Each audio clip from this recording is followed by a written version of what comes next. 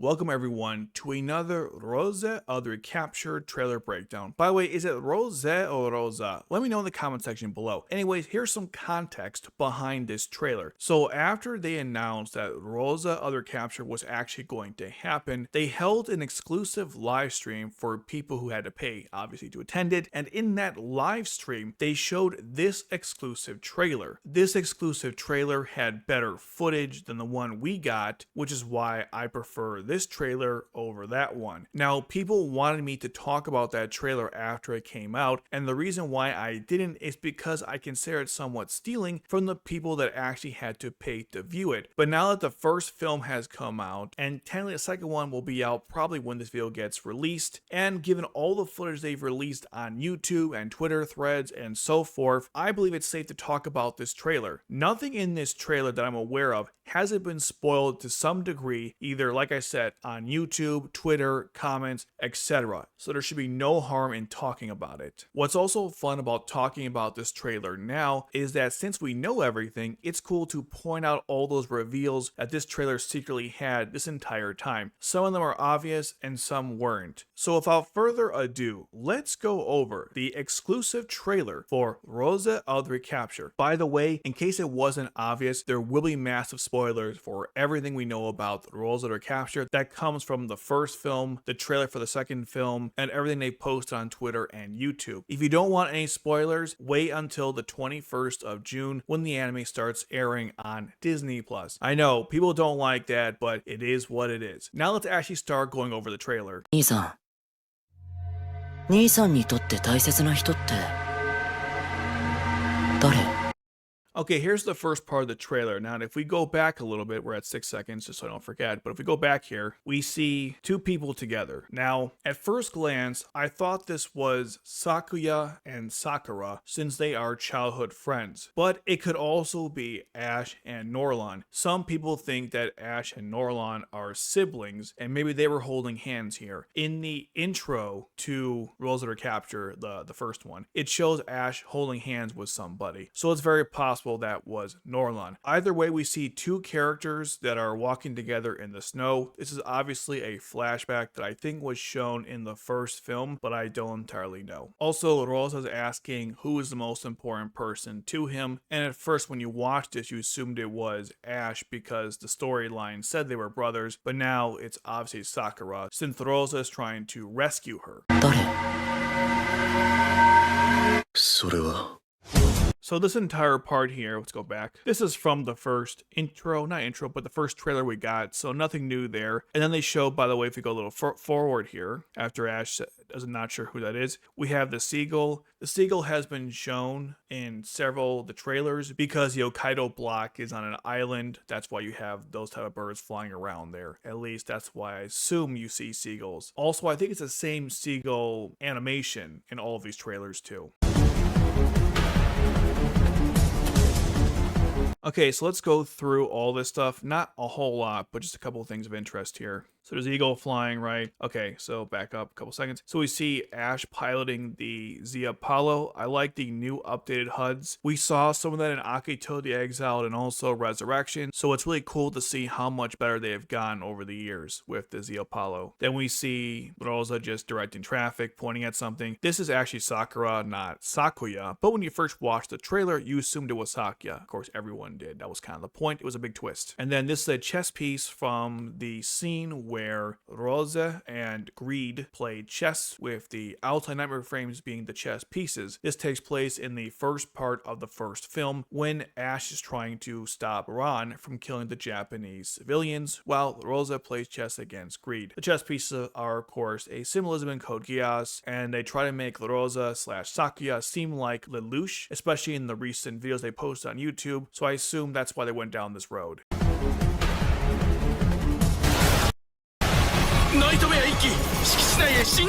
Okay, let's go over a couple things that we saw here because it goes really fast. This trailer is, wow, so many goddamn cuts. Okay, so let's just go through this. All right, so the Z Apollo here is about to go into its burst mode. Actually, we go back. I always call it burst mode. That's just my, I'm not sure really what it's called, but it lays down and it can move a lot faster. Anyways, if you notice, he's about to attack Arnold, and Arnold is the antagonist of the second part of the first film. So it's very interesting that they kind of confuse you a little bit here, or not confuse you, but they just somewhat confuse you, because you see the chess pieces, and that's the Greed Gran part. Then we see this part here, which is actually Arnold in that second part of the film. Now we get this part where it says, because there are things I want to protect that will kill you. I'm not really sure what that refers to, and there's some like animation by one of the texts. I guess that's the red on red. It's supposed to be kill in Japanese, if I had to guess. And then we see more of the Apollo attacking different nightmare frames, but then it kind of jumps to another thing altogether. Now this part here, this is from the Greed Gran part, and the reason why I know that is because they're outside of the mansion during this. That's why you're seeing this particular action. Although, actually not although, but also the nightmare frames they're white, I believe. They look kind of bluish here, but I'm pretty sure they're white because they match the night sky, which is also kind of greenish. And Gran's nightmare frame is white, so the Camdens will reflect the Einberg member who's in charge of the area. So in this case, it'd be Gran. That's also how you know he's fighting Gran's forces here. Plus, later on in the trailer, you're going to see him stab Gran's nightmare frame. And then we see here that the Apollo has insane height. By the way, one of the weird parts about Roze and Recapture is the fact that nightmare frames don't have float units. Apparently, there's an explanation for this. It's also not even true because the Z Artemis does have a float unit, but most do not. Anyways, even though this thing doesn't have a float unit, it can still jump really impressive heights. And that's what we're seeing right here. Also, I think Haruka is commenting on its specs, but I could be wrong. The Betrayer's Mercenary, I assume that refers to Ash because Ash used to work for Britannia as an assassin. In fact, someone pointed on my Discord server, which I didn't even realize was a thing, his outfit kind of looks like someone from Libria of Maelstrom, which was a canceled DS game, and that person in the DS game was wearing a Pluton outfit. Pluton, if you're not aware, is actually the Britannian special ops team. They appeared in Lancelot and WEREN and also Libria of Maelstrom and probably Resurrection too. Not the film, but I think the manga. Anyways, they were an elite group that handled the, again, special ops stuff, and so I think Ash was a member of Pluton, at least based on his outfit. Okay, let's go through all these real quick. Alright, here we go. This is the Apollo attacking more of the Camdens. This time it's fighting Arnold because they're blue. Kicked him to a curve there. This is back. Hold on. I should go back here. This is during the Green Gran fight because, again, we're outside of the mansion. It goes really fast, though, so you can't tell, but that's what that is. This is the Queen Asura, I believe, and this is probably then Nara fighting some Akatsuki, and I just hate the Akatsuki's design and how inferior they appear compared to the ones in R2, but I'll rant about that in another video. Another important thing to note is that this could be Haruka piloting it because there's actually an image of Haruka. Well, it's not really an image, or I shouldn't say that. What I mean to say is they showed an image of Haruka in the same position as Colin in the WEREN, and since the Akatsuki's are based on the WEREN, that's why you have that perspective. Obviously, in the anime itself, it was more than just an image. The point I'm trying to make is that I think she piloted a Akatsuki and it was destroyed by one of the Einberg members, and that's what you could be seeing here, although I don't know. By the way, these are also updated Akatsuki's. Again, you wouldn't know considering how crappy they look, but they are supposed to be updated versions, minus the float unit. Now, where exactly is it taking place in the film? I don't know. Maybe it is the part where the Einberg members try to take out all the remaining resistance factions except for the 7 stars who outsmart them. Maybe that's what this is, but I'm not entirely sure. Okay, so this is the L Grips, which is piloted by Christoph. And this part of the film, I'm not entirely sure because it says I'll annihilate you, eliminate the intruders. I'm gonna go back here, we're not there yet. And so I think the context of this is either maybe they're trying to take out the people trying to rescue everyone at the prison, or they're trying to take out the resistance groups, because they do that in the third film, and it kind of makes sense because we go back here, so we see the Queen Asura, fighting against an Akatsuki, and it's like sundown, and then here we have Christoph fighting, and it's nighttime. Also, they're by a warehouse. The setting, not here, the setting here looks similar to this one, so these could be related or they could be unrelated. I'm not entirely sure.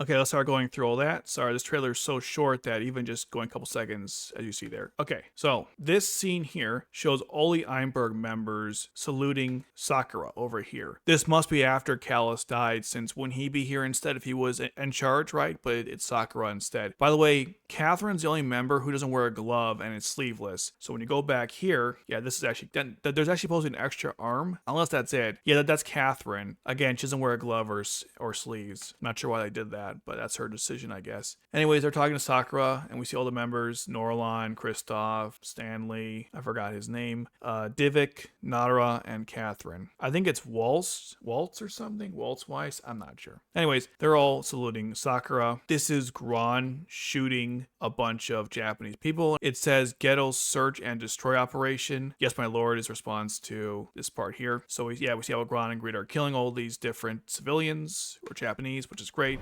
Very poor choice of words.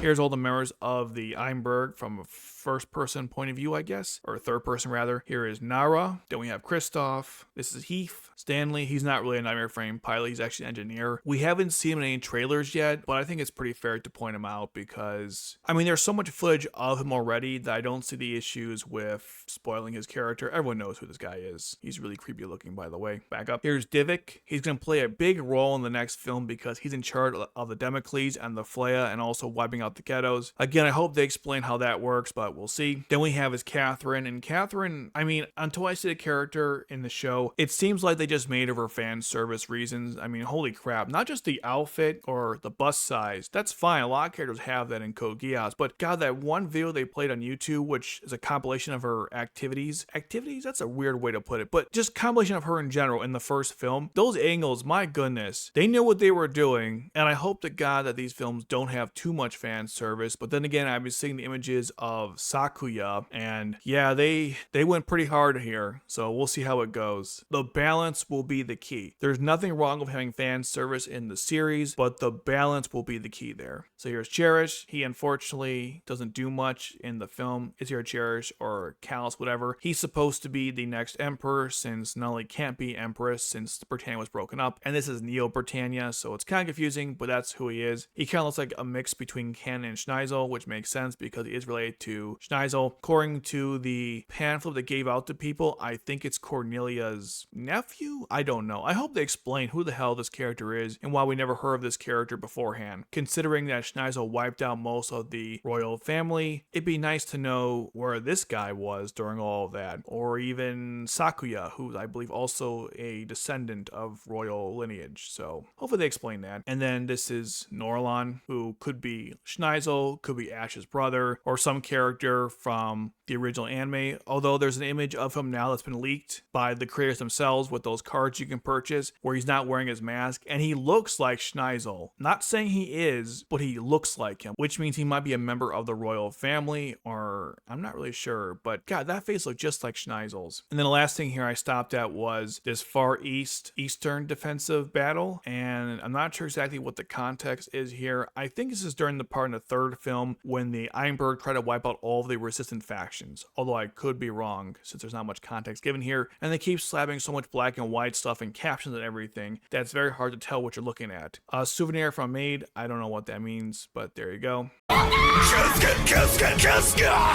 んたらは日本人を殺しすぎた Okay, let's go over everything. So first we see this, and it's very hard to tell what this is because it's mostly black with some white. Maybe this is a cockpit, someone opening their eyes. I'm not really sure. Someone saying help me. Maybe it's Sakura, who knows. Again, I'm not sure what this is. Hold on, let me back up. There's like one, maybe it's a barrier, nightmare frame. Yeah, it's very hard to tell exactly what this is. It does say here the Nephew absolute extinction barrier. So maybe it's showing the Black Knights trying to get through it. This is, I think, the barrier that surrounds the Hokkaido block, which, by the way, they better explain how that works because that's a huge plot device. And as far as I understand, it has a lot of holes in it, you know, no pun intended. So they better explain exactly how that's able to prevent the Black Knights from taking over the Hokkaido block. I think what you're seeing here is a nightmare frame trying to get through and being shut down by this absolute extinction barrier, which, by the way, was going to prevent Neo Britannia from invading the Hokkaido block in Japan, but Gran and Greede from inside disabled it, allowing them to get through, which does make you wonder why they couldn't get anyone else to disable it, but again, I'll talk about that once we know everything, or know enough rather. Now, moving on here, I assume this is Arnold doing stuff, I'm not sure. I think the voice sounds like Gran, but I could be wrong on that. Here's Kristoff doing some weird sword dance with his blades. Remember that early on we saw him attacking nightmare frames in the same location, so I assume those two scenes are connected. This tower, by the way, is what's emitting that barrier, and if you look at the pictures online, it's the same one shown. So this is the barrier that's preventing everyone from invading the Hokkaido block, and if we go back earlier, like I said before, this is the barrier that I was talking about. So this tower is creating that barrier. This is Heath's nightmare frame, and the animation here is just really bad. I've said this before and I'll say it again, the animation here is just, it's really weird. Sometimes it looks really great, and sometimes it's too CGI heavy. This is way too CGI heavy. And this is not even talking about the designs of the nightmare frames. This is just how they animated them for the film. We see the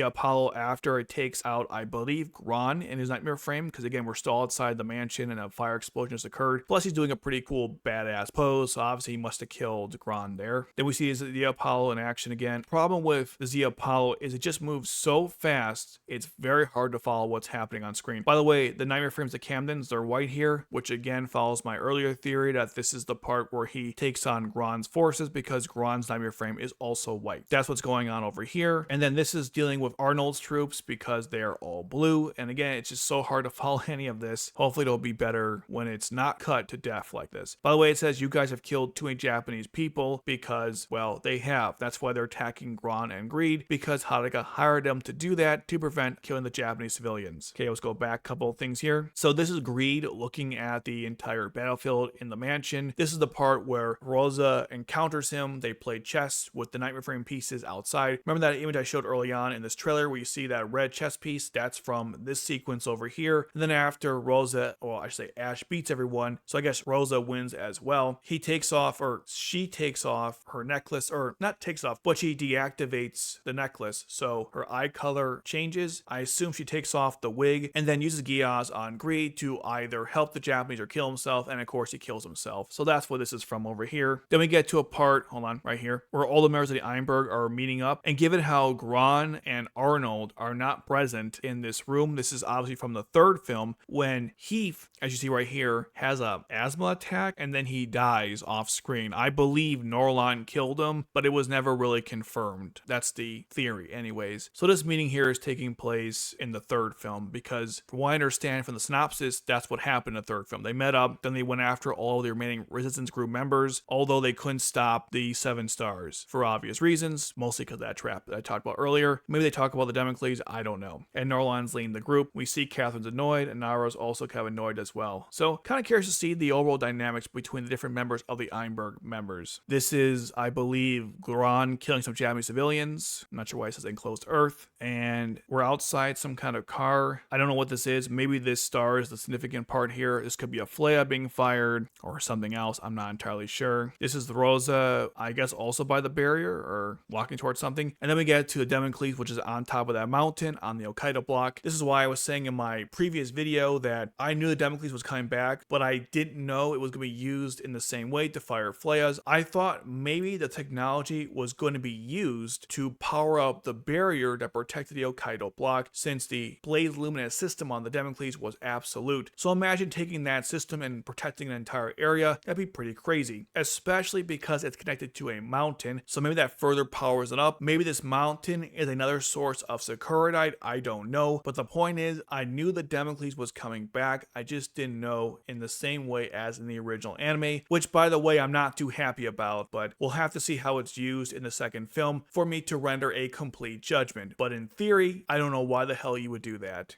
日本人を救い出す大切な人って誰?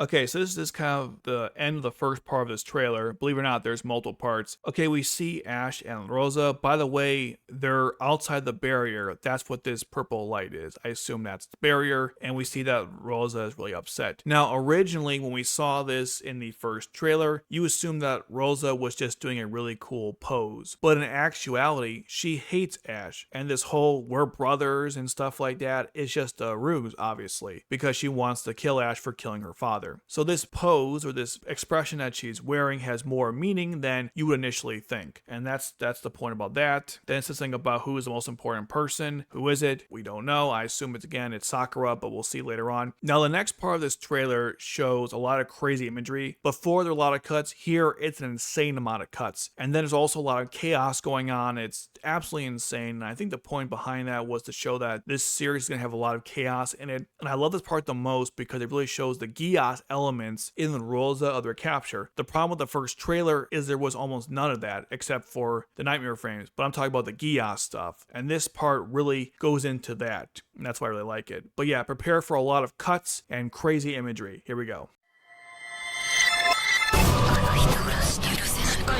Okay, that was a lot, so let's just go through that step by step. So this is Roze. I'm not sure what the context is, but she's clearly upset about something. And then here is Sakuya. So the whole time, Roze is, as you guys know, is Sakuya. And so this scene, again, I don't know for sure, but I assume because of the next image shown here, is from that part I mentioned earlier, where Roze confronts Greede in the mansion. They play their chess game. Then she reveals herself to be Sakuya, uses Geass on him, and he ends up killing himself. And if we go further into this, like as you see there, actually let's go back. It's really strange. They show you the Geass affecting him and then they go backwards to how that works. And if you see here, it goes through the ear because Sakuya's Geass is sound-based. It's not sight-based like Lelouch's. And based on the video that they showed on YouTube, they demonstrated that the necklace opens up, it changes her eye color, it also changes her voice, so she doesn't accidentally use the Geass on people. I think that's the point behind that. And then of course she takes off her necklace and commands people to obey her, just like Lelouch did. So that's kind of cool. But yeah, they really emphasize the fact that it goes into the ear. This is a new animation that plays when that occurs. I assume it'd be different from a regular Geass because Lelouch is entered through the eyes, and so you see more of a different imagery, and here it's through the ear. That's why I think you're seeing something different. Then moving on here, we just have Ash, and I believe they show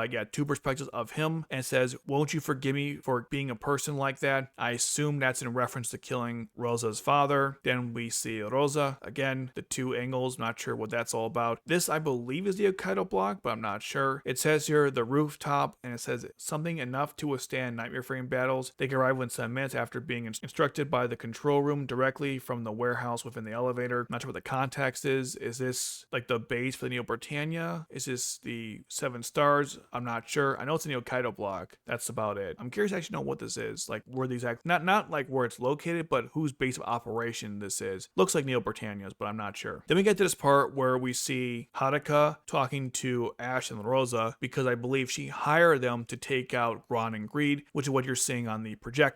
Now, throughout this segment, you've seen these numbers appear, and they also show up here as well. I don't know what that means. In one of the recent videos on their channel, they posted some Roze highlights, and in that compilation, these numbers showed up. I don't know what they mean. If you do, let me know in the comments section below, and I assume the movies will explain this. And see, the numbers are just passing through. Again, I don't know what they mean. Okay, then we see the flag burning from turn, I believe, 22, after Lelouch takes over Britannia. That's what this is. And then we see more of it again. This is after, right here, where Lelouch takes out but the mausoleum of all the past emperors, destroying basically all Britannia from within. So that's the first part, or that's one part, I should say, of the craziness that's ensuing right now in this part of the trailer.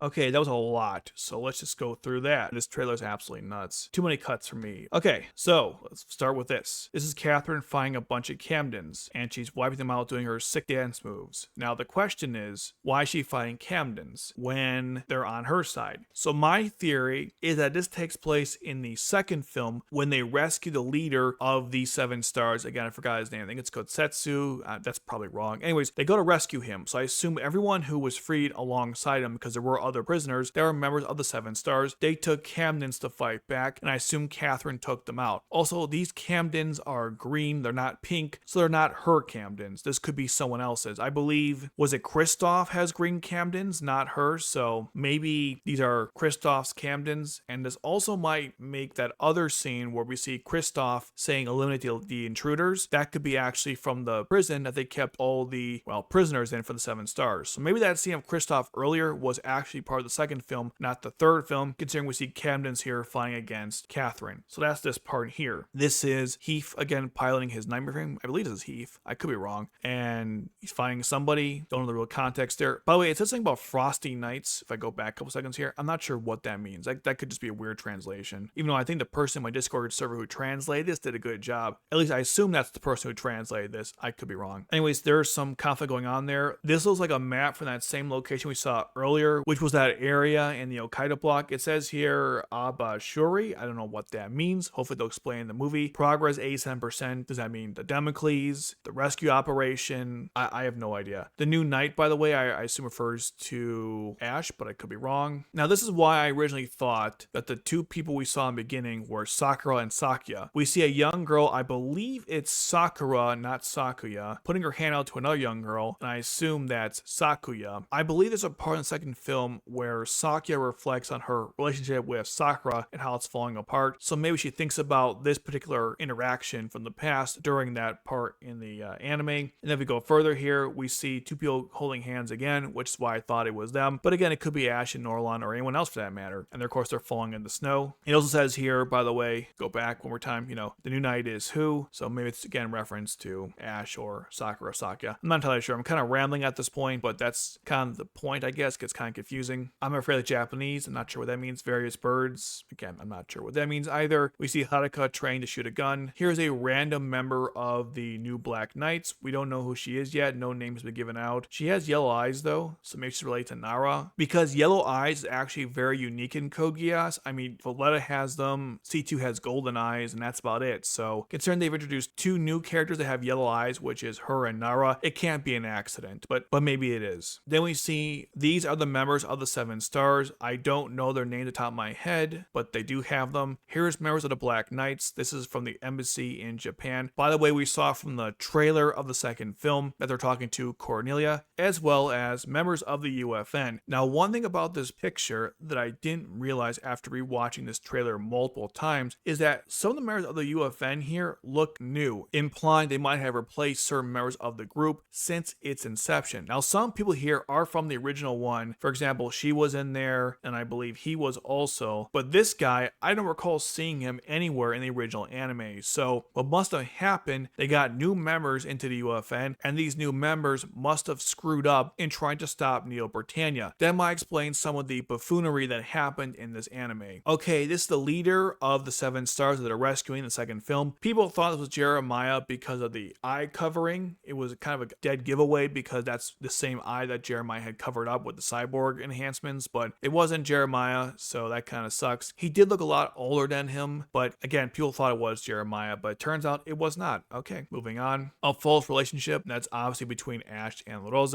Then we see Yoko, Yuri, and Haruka together. They're all part of 7 stars. This is Natalia. She works for Neo Britannia, specifically an assistant to Charis, but in secret, she's helping Sakuya get revenge for her father and also help rescuing Sakura. So she looks kind of tense here, but she's actually a really fun and exciting woman, as we're going to see later on in the film. And this is based on the images I see of her outside of this part right here. This is the assistant, I think her name is May, and she's part of the maid cafe that Sakuya works at when she's not trying to rescue her best friend Sakura or any other fun stuff. This is Arnold. He is the main antagonist of the second film. I thought he was related to Haruka, but I don't think that's true anymore. But they could still be related. I just don't think they are. And he kind of reminds me of Bradley, but I guess unlike Bradley, he has less of a role in the story. Although given how many episodes Bradley was in, maybe it's about the same. Anyways, then we see Sakura, not Sakuya, Sakura being happy that they're coming to save her. This is Ash, I believe, after Roze used Geass on him to make him think that they're siblings. I assume this is Ash. It could also be Norland as well. I don't know. I assume it's Ash. Then we see Roze freaking out. Again, I don't know what the context is, but something crazy must have happened. This is Sakura freaking out as well. Again, I don't know what the context is here, but it must have been pretty awful. Then we see Natalia crying here. Again, she works for Neo Britannia, but only undercover, so if they're doing something messed up, it is going to bother her. Then we see Sakuya using her Geass on some random guy, as you see right here, and it's going again into the ear. That's how you know it's Sakuya's Geass. This is probably the part in the second film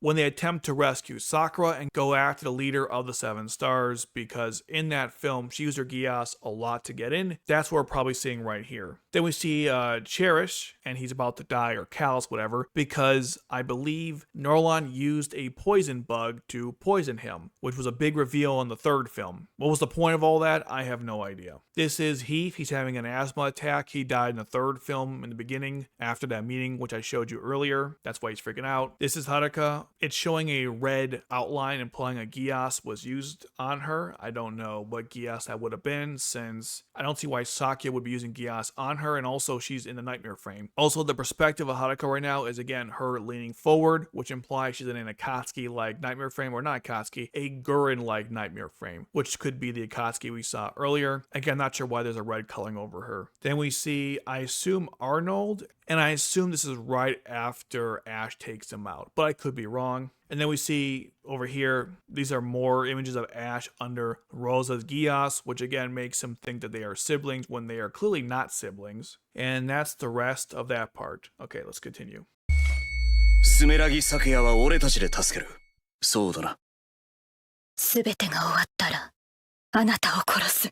So this part here tells you they're going to rescue Sakuya Sumeragi because they think that the girl who was captured is Sakuya, when in fact Rosa was Sakuya the whole time. You can see the Damocles in the background, which again confuses me how no one saw this and did anything about it. But yeah, they're going to rescue Sakuya, as Ash said over here. And here she is. And then we see this part where it says, when this is all over, I will kill you. That's what Sakuya, or I should say Rosa, well, either or, declared they would do after this is over to kill Ash, because as you know, Ash killed her father. So she's using him for her own means, and then she's going to take him out afterwards. あなたを殺す。あの人は言った。王の力は私を孤独にすると。これがそうだというの。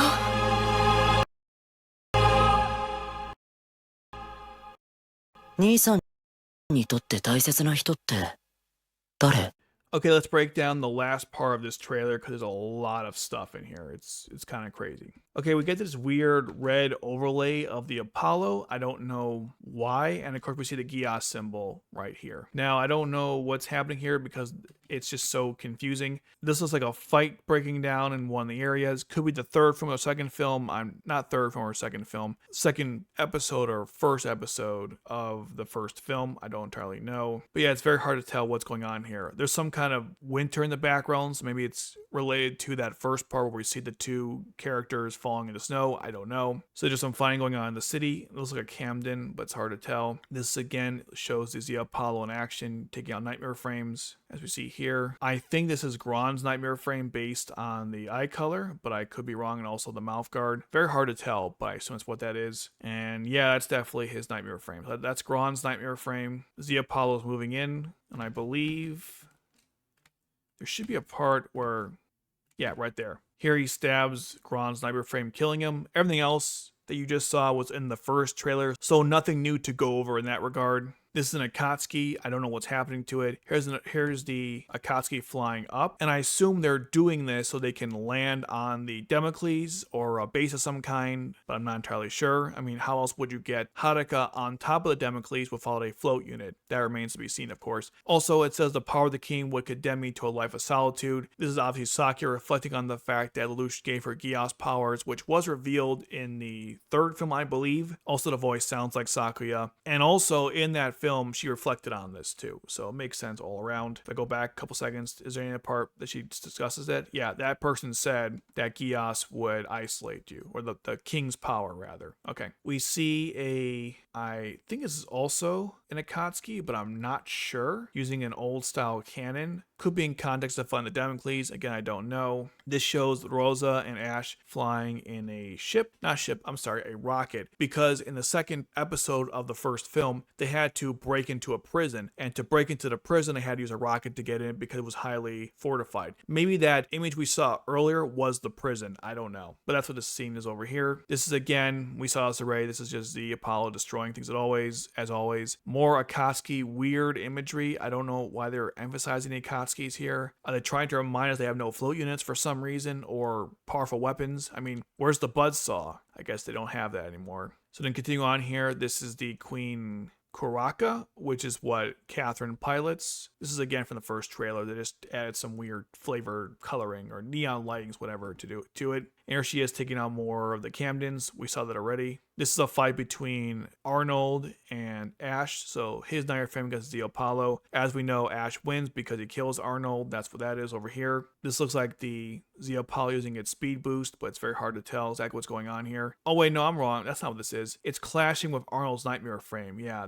it has like these gladiator shields. If we go back here, see these shields at the top? It's kind of like what the Nagishumane had. So this part here is them clashing with that shield. More of that. See, they're still fighting. He broke free from Arnold's Nightmare Frame. Then we see, I think this is the foul bout, which is Norland's Nightmare Frame, given its really interesting design. It's either the foul bout or the Queen Kuraka, but I'm pretty sure it's the foul bout, which is pretty cool. It's a cool Nightmare Frame, at least design-wise. Some of them actually look really good. Some look kind of dumb. I'll talk about that after the first film comes out. Not first film, first episode, I guess. Then we see, looks like more of the Apollo fighting against another Nightmare Frame. Not sure which one this is. Could also be the foul bout. It's really gigantic. So that could be what this is over here. Again, not very clear because of the neon overlay and everything is see-through. But I think it's either the foul bout or maybe it's Arnold's Nightmare Frame. It's really hard to tell. I believe this part is right after Ash killed Gran or right before, because there's a Nightmare Frame right here. This could be Gran's, although it's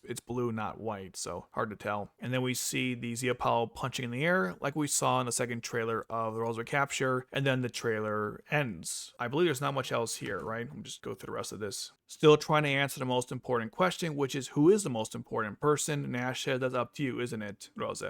And the reason why that's important is because Rosa has to decide who is the most important person. Is it Sakura? Will it be Ash, even though Ash is the one that killed her father? Maybe it's Natalia, a good friend of hers. Who knows? It's going to be one of the bigger conflicts in the story. If Rosa can reconcile her differences with Ash, maybe forgive him for what he did, maybe they'll explain why he did it, and so forth. So there you go. That's my breakdown of the exclusive trailer for Rosa of the Recapture. To be honest, given how crazy, ambiguous, and over the top it is, I don't know why we couldn't have gotten that instead of the actual trailer that we did get, because this one, like I say, it's kind of confusing. I can break it down now, but only because I have the knowledge to do so. When I first watched this trailer, I had no idea what was going on in it, so they should have just given this to us initially. I don't know what the whole secrecy was, but there you go. And since the second film is about to come out tomorrow, why not check out this video right here where I talk about the Damocles or a recap of the first film of Roze of the Recapture. Go check out either video right now.